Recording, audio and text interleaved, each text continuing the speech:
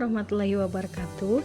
Halo teman-teman, perkenalkan nama saya Cindy Adzani dengan NIM 123121102. Saya dari kelas 5C, Prodi Hukum Keluarga Islam IAIN Pontianak. Pada kesempatan video ini, saya akan membahas secara singkat dan sistematis mengenai peradilan tata usaha negara atau disebut dengan PTUN. Pada pembahasan ini meliputi dari sejarah PTUN di Indonesia, kompetensi PTUN, objek dan subjek PTUN, alur penyelesaian sengketa PTUN, serta asas-asas dalam hukum acara PTUN. Pembahasan ini bertujuan untuk memberikan pemahaman dasar mengenai mekanisme penyelesaian sengketa administrasi pemerintahan di Indonesia. Masuk ke pembahasan yang pertama, yaitu sejarah PTUN di Indonesia.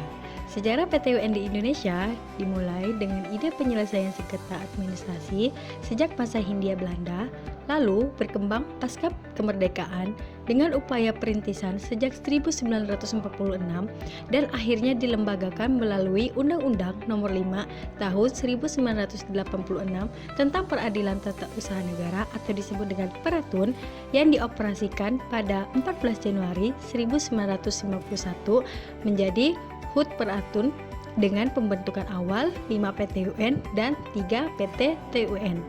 Bertujuan mengontrol tindakan pemerintah secara yuridis dan memberi kepastian hukum bagi warga negara. Dan sebelum adanya PTUN, sengketa antara warga negara dan pemerintah seringkali tidak memiliki jalur peradilan yang jelas. Kehadiran PTUN menjadi perwujudan prinsip negara hukum atau Rechtsstaat, di mana setiap tindakan pemerintah harus dapat diuji secara hukum. Bahasan yang kedua, kompetensi PTUN. Kompetensi PTUN terbagi menjadi dua, yaitu kompetensi absolut dan kompetensi relatif. Kompetensi absolut adalah PTUN berwenang mengadili sengketa tata usaha negara, yaitu sengketa yang timbul akibat dikeluarkannya keputusan tata usaha negara atau disebut dengan KTUN oleh badan atau pejabat pemerintahan. Dan yang kedua, kompetensi relatif. Kompetensi relatif berkaitan dengan wilayah hukum pengadilan, yaitu PTUN yang berwenang adalah pengadilan di tempat kedudukan tergugat atau sesuai ketentuan peraturan perundang-undangan. Objek dan subjek PTUN. Objek sengketa PTUN adalah keputusan tata usaha negara atau KTUN, yaitu keputusan tertulis yang dikeluarkannya oleh badan atau pejabat TUN bersifat konkret, individual, dan final, menimbulkan akibat hukum bagi seseorang atau badan hukum perdata. Pasca berlakunya Undang-Undang Administrasi Pemerintahan, objek sengketa PTUN juga diperluas mencakup tindakan faktual pemerintahan. Dan yang subjek sengketa PTUN adalah terdiri dari penggugat dan tergugat. Penggugat yaitu orang atau badan hukum perdata yang merasa dirugikan, dan tergugat yaitu badan atau pejabat tata usaha negara yang mengeluarkan keputusan. Yang keempat, alur penyelesaian sengketa PTUN. Adapun skema yang dapat saya sampaikan terkait penyelesaian sengketa PTUN yaitu terbagi menjadi dua, upaya administratif dan peradilan. Upaya administratif terpecah lagi menjadi dua, yaitu keberatan dan banding administratif. Keberatan diajukan ke Peraturan Tata Usaha Negara, Pengadilan Tinggi Tata Usaha Negara, dan Mahkamah Agung. Banding administratif diajukan ke Pengadilan Tinggi Tata Usaha Negara dan Mahkamah Agung. Pembahasan yang kelima, asas-asas dalam hukum acara PTUN.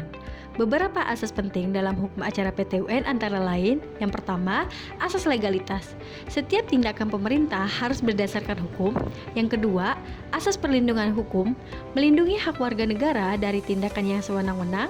Yang ketiga, asas praduga rechmatik, keputusan pemerintah dianggap sah sebelum dibatalkan pengadilan. Yang keempat, asas peradilan cepat, sederhana, dan biaya ringan. Yang lima, asas keterbukaan, proses peradilan dilakukan secara terbuka untuk umum. Demikian pemaparan singkat yang dapat saya sampaikan mengenai peradilan tata usaha negara, mulai dari sejarah PTUN, kompetensi PTUN, objek dan subjek PTUN, alur penyelesaian sengketa PTUN, serta asas-asas hukum acara PTUN.